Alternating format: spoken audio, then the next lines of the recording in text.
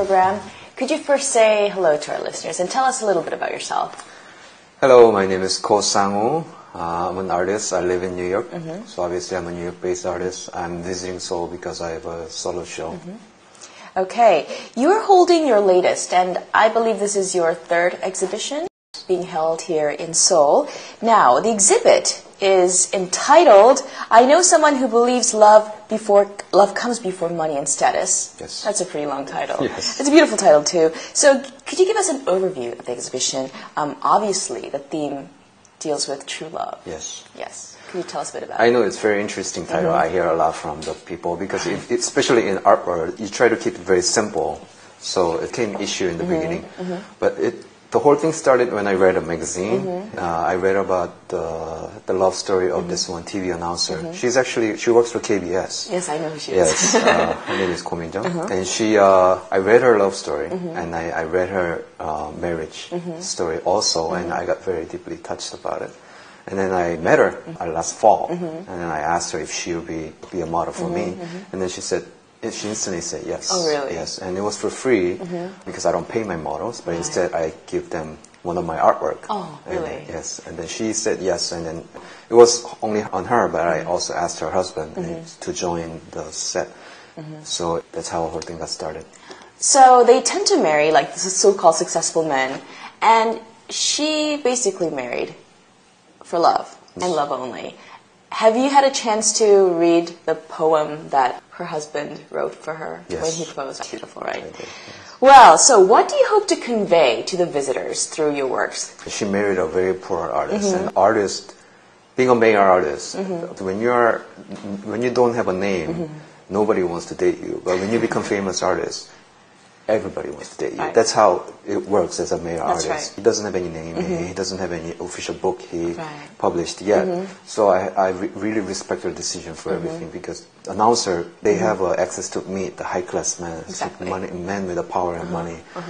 That's how things should be naturally, but I don't know, in the society we live in today, things have kind of changed. I don't want to say it's a bad thing or a good thing. Yes. You choose your own destiny. Yes. That's what I believe. But I truly found her love story really inspiring. Yes, so that's what too. inspired Me you too. too. Now, do you prefer to call yourself a photographer or an artist? Because you deal with, you paint, you take photos. Yes. So what do you refer to yourself as? Definitely an artist. A lot of people in photo industry, they title me as a photographer, and I correct them instantly because I'm not a photographer. I never really learned photography. Right. In school, I have a painting background, I have a theater background, so I sort of mix theater and painting into my work. I also ask my models to perform a little bit, so they can really show what I'm trying to convey in my work. So it's not really photography, it's mixed art, and mixed media. Now, your particular style of work involves reversing photographs and ideas, and for this exhibition, you use negatives.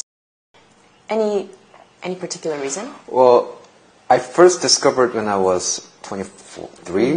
When I took photo of my face, I looked at the film, it was blue. Right. So that's how all the photography, it goes to negative, it comes back to positive when you process it. So I really like that process itself was very intriguing to me. So I wanted to keep that blue format and just print the way it is, which I've been doing for 9 years.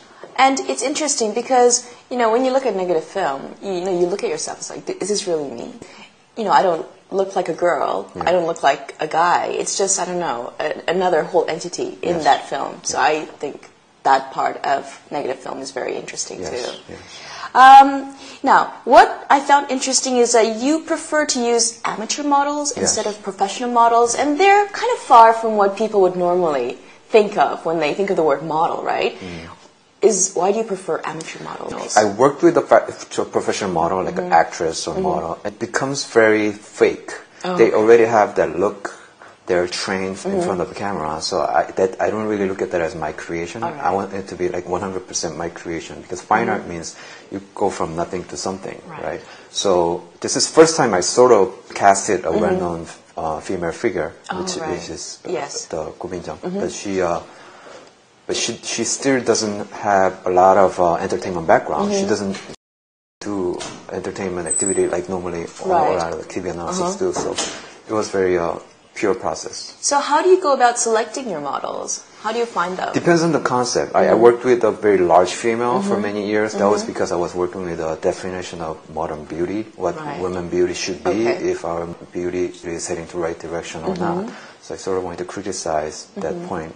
But right now it's about love, so she's obviously my main character. Okay. So now, tell us about your works. How does it work? Run us through the process. If you think of it as a filmmaking process, it should be easy to understand because you create a set and you cast the model and then you make them perform and you direct the entire thing and then there goes a film. It's the same thing. I first write a storyboard and I make the set and then I cast the model and then I paint onto their body and I paint onto everything that's in my stage. So when I complete my stage set, it becomes a canvas and then I start to paint on it, including face to the body to everything to watercolor. So it's very hard process for the model because you have to hold that pose for many hours to make that work. Exactly. So and then when I have a color that I like, and then I stop the process and then take the photo. You know, to get one satisfactory shot, how many shots do you take in total? I take I put it in an automatic mode and I do the auto shutter. So I take about 600 to 800 shots each set, each session, and then I select the ones that I have almost feeling as well. So for that one satisfactory shot, you take 600. At least 600 At shots. least 600 to 800. Yes. Wow. So how long would it take for you to complete one piece of work? I try to make 3 or 4 pieces per month so I can complete like a 30 to 40 work the body in a year. That way I can be more economical about how I can stay more focused about I should always keep producing the work. So per month it's about 3 work, but per session it's about 6 to 8 hours. So sometimes I make 10 work and I don't use any of them. Sometimes I use all of them. Now, you use negative film like I mentioned before. So do you have in your head, do you memorize, if you use this color, how it's going to turn out in negative film? Yes. Do you memorize the whole? Well, I've been doing it for such a long time now, so I can look at you and then I can already flip the color and look at you in the opposite color. That's really interesting. Yes. So I used to study about what the opposite color would be. At this stage, I know everything. Oh, right. By my eye. That's pretty impressive. Now, how many pieces of work do you have displayed here in this exhibition? Could you introduce some of them for our listeners? It's about 20 pieces. It's a lot of it is about Koh Min-jung and her story, but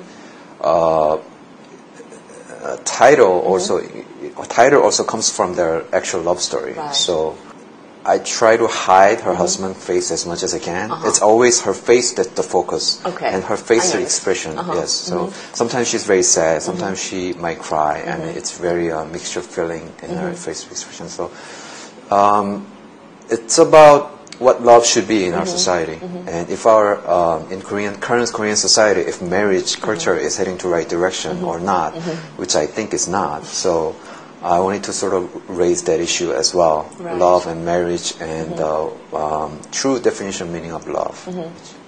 Do you believe that there is still true love in the world? Yes, I do. Yeah, like them. Okay. Now, obviously, each product is a 180-degree transformation of the actual subject of work, like I mentioned. So what's your fascination behind the whole negative film? Like I said in the beginning, it's a natural process. The natural photography goes from positive to negative. It comes back to positive. So that's already part of the photography. And I like the fact that people have to guess who it is in the work. Whether is it an announcer or is it not. Because they look so different. They look so different, yes. Is it like a nude or not? Or does it talk about sexuality or not? It really raises a lot of questions. So I like that part as an art making because audience, if it's too obvious, it's not fun anymore. Right. I love the colors in your works. Do you love working with color? Oh, I love colors, yes. Okay. Yes. How have the visitors responded to your work? This exhibition is a lot of publics loves them. I tend to think because it's easier to understand. That's right, and everyone they relate to the theme of love.